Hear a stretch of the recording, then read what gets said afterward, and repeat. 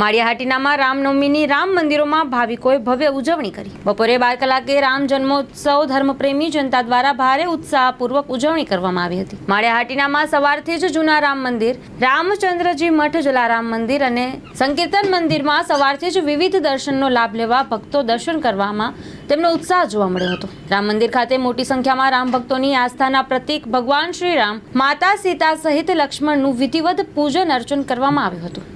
ભગવાન શ્રી રામને ખાસ થાળ ધરવામાં આવ્યો હતો। પ્રસાદી રૂપે પંજરી અને સરબત સહિત પ્રસાદીનો મોટી સંખ્યામાં ધર્મપ્રેમી જનતાએ લાભ લીધો હતો। જય સિયારામ। મારું નામ નિમાવત આસ્થા છે। હું શ્રી રામચંદ્રજી મઠમાંથી આજે તારીખ 17/4/2024ના રોજ શ્રી રામચંદ્રજી મઠમાં રામનવમીની ખૂબ ઉત્સાહપૂર્વક ઉજવણી કરવામાં આવી છે અને બધા જ ધર્મપ્રેમી જનતાએ ઉત્સાહ અને ઉમંગપૂર્વક આ આયોજનમાં સામેલ થયા હતા અને બધાએ સારી રીતે ઉજવણી કરી।